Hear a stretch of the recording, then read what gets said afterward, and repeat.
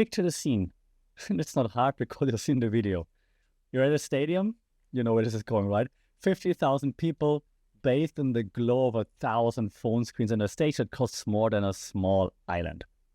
It's the break between songs, and then the familiar, slightly cheesy music starts up. On the giant screens, a heart-shaped graphic appears. You know what's up. The camera finds a young couple. They laugh and kiss. The crowd cheers. Finds an elderly couple. They give us feedback. The crowd awes. It's a ritual. It's predictable. And then the camera lands on a man and a woman embracing. They see themselves on the giant screen, and instead of smiling or kissing, they panic. They duck their heads, hide their faces, and try to disappear into thin air. For a moment, the stadium is confused, and then a ripple of awkward laughter. Then Chris Martin, from the stage, his voice booming through the speakers. Either they're having an affair or they're just very shy.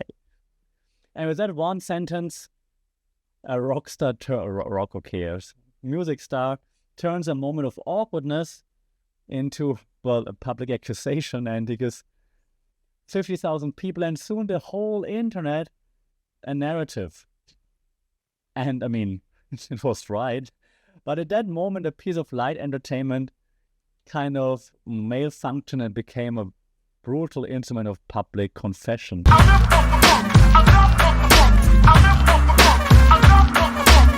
Well, first of all, welcome, Sarika, welcome to the Sunday Pod, Mindful Media and Communication, where we put on our theoretical goggles to make sense of the media that is often designed to make no sense at all. And I'm not trying to hate on Chris Martin with that opening, but it's just what happened, right?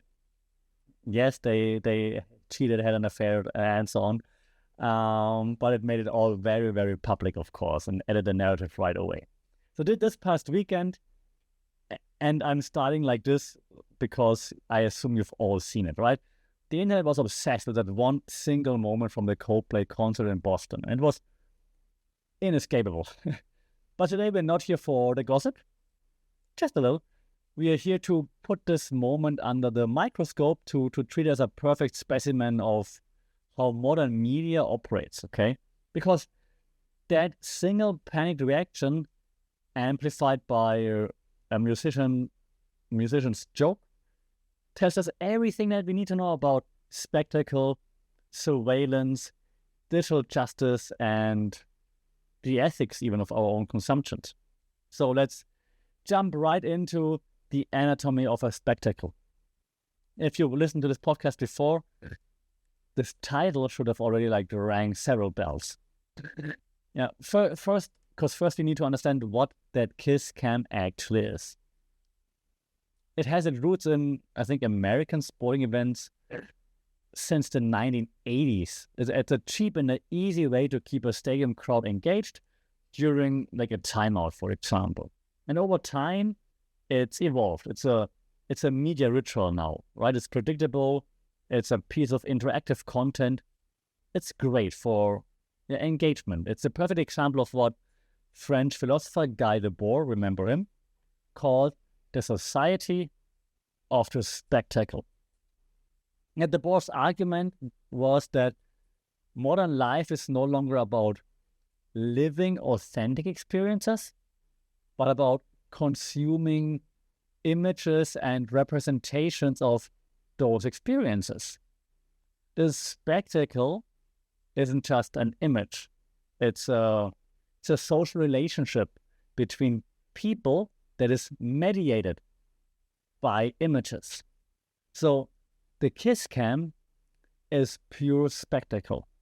It takes a private and intimate space between two people and turns it into a public performance for mass entertainment. Yeah, it kind of reaffirms an idealized version of reality. Happy, loving couples exist, and we should applaud them. That's the idea behind it. Now, the Boston incident is so compelling because that spectacle, it broke, right? It malfunctioned. Instead of reflecting the happy, idealized image, the camera actually accidentally captured a raw, uncomfortable, and, devastatingly moment of real panic. Yet the mask slipped. And then, of course, Chris Martin's comment, while he thought he's funny, poured more gasoline on the fire. He probably didn't mean to do it, right? He was trying to be funny, but he gave the audience a pre-packaged narrative like, hey, there must be an affair. That made the moment even more spectacular. So the broken spectacle, reframed as a scandal, became pretty irresistible. And the memes are flowing, right? So the question is, though, how does a playful game, right, turn into an instrument of ruin for several people? So we gotta talk about surveillance. In a crowd of 50,000, you feel anonymous, but you're not. You're inside what philosopher Michel Foucault called the panopticon. So Foucault's panopticon was a prison design where a single guard in a central tower could see every inmate. But the inmates never knew if they were being watched. The result? The prisoners start policing themselves. The possibility of being watched is enough to enforce discipline. So a modern stadium is a temporary, playful panopticon. Yeah, we consent to this permanent visibility as part of the price of admission. But the Coldplay incident exposes the darker side of this game. The camera operator and the director, in this case, are the guards of the tower. They made a series of active editorial choices, and they chose to single out that couple. They chose to linger on their panicked reaction. Crucially, they chose to broadcast Chris Martin's funny, speculative comment to the entire stadium. So they weren't passive observers. They were active directors of a micro-drama in that moment. Yeah, their tool of light entertainment became a tool of moral judgment. They didn't just show an image. They collaborated with the onstage talent to tell a short, they thought funny story about that image, turning entertainment into, well, accusation. And again, it's not about right or wrong, because we know by now they were cheating, having affairs, and so on. I'm just trying to explain that everything is based on decisions. Also, the way we portray what is happening on the kiss cam, that the way that that they decided to stay on there, even when they were turning away, they were still staying on there, for example. So that was all on purpose. Now, they probably didn't think that they would that the ripple effect would be that big, but they still made those active decisions. Okay, so that's what I'm trying to explain. And while the humiliation inside the stadium was temporary, of course, but within minutes, the clip escaped. It shattered into a million pieces across TikTok, X, Instagram. And the second, the more brutal wave of judgment began, of course.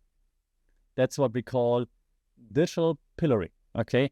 In medieval times, a criminal would be locked in stocks in town square for public shaming.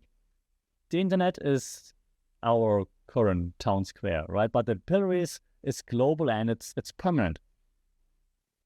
And a key concept here is called context collapse. Yeah, the clip, originally part of the live concert experience, was stripped of the context, became a standalone piece of evidence for millions of online jurors. And this is then where the digital detective work began, using facial recognition, social media scraping. So then online sleuths, they quickly identified the two individuals as the CEO and head of HR of the company Astronomer. Okay, so in this new context, a powerful boss with a subordinate added fuel to the fire, right? The online mob immediately cast him into simple mythic roles like the cheating CEO, unethical HR lady, and so on. And again, I'm not saying, I hope that it's clear that I'm not saying what they do is right. I'm trying to explain what's behind all that, right? So labeling that like the cheating CEO, the unethical HR lady, is a flattening of complex human interactions into like narrative archetypes. And that's usually that's a key feature of online discourse. We always flatten things out, making things easy, right? He's dead, she's dead, da, da, da. The psychological concept of what we call in this case de-individuation, okay? It helps explain the ferocity behind all the accusations.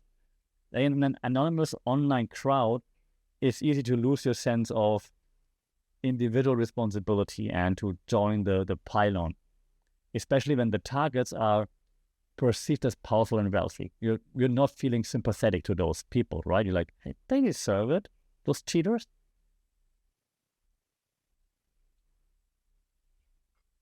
So that brings us to the most complex question, like who's to blame for the CEO now basically losing his job, right? And it's easy to point a finger at him. And of course, morally speaking, right, not okay. I hope that's clear. So individuals always bear personal responsibility for their actions and their choices. But that's where the story starts, not where it ends. We're looking at like how the media plays part of it. So to understand the media phenomenon, we have to look at that entire chain. And if you look at media ethics and examine the duty of care as part of media ethics, first, Chris Martin. What's the ethical responsibility of a musical star with a microphone? His off-the-cuff joke was not neutral observation. It's a powerful act of media intervention that framed the entire narrative and sparked the viral fire. Again, I understand about a joke, but when it's being broadcasted, and your concerts are always broadcasted, again, if I was in Chris Martin's shoes, I might have made the same joke, to be honest. I might have said the same thing, because look at this, it's awkward. Why is this awkward? Not blaming him for them, just saying this is what happens, okay? Same thing with the camera operator. If you're seeing like an awkward moment, you're like, hey, this is funny, let's just stick on it, stay on it. But the operator and director, in theory, they have a duty of care to the subjects they were filming.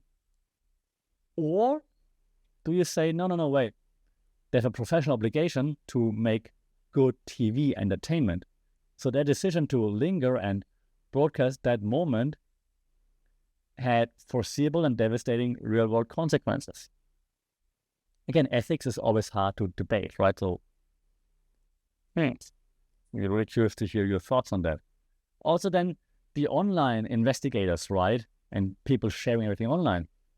Every person who created like more memes and participated in the digital manhunt, who shared the clip with a judgmental caption, who posted individual names and places of work, they're the final link in the chain, the distributors of the spectacle.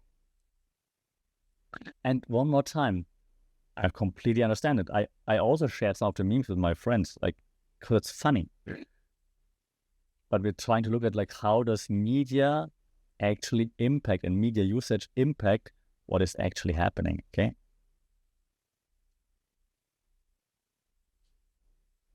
What's fascinating here is also that the final punishment, the CEO's resignation, right, wasn't delivered by a court or a board of directors in a vacuum. It was delivered in response to the immense pressure created by this distributed, this network chain of events.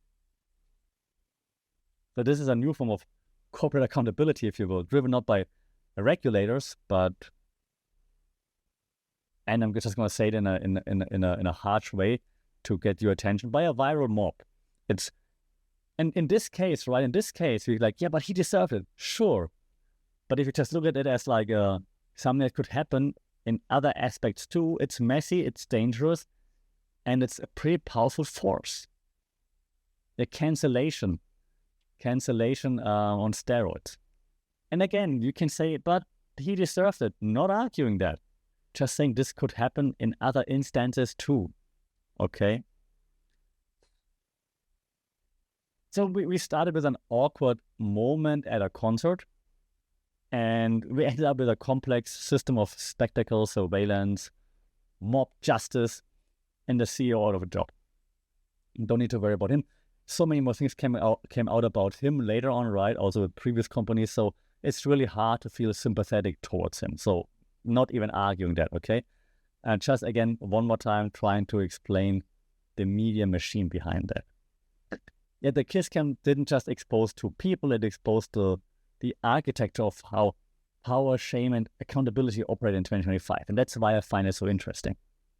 Because it forces us to ask some uncomfortable questions. And maybe the most important one is about asking questions about our own role. Yeah, so next time you see a video of someone's worst moment pop up on your feed, before you hit the share button, which you still should be doing if you feel like it, but you can always ask, am I just watching the spectacle, or am I helping to build the pillar?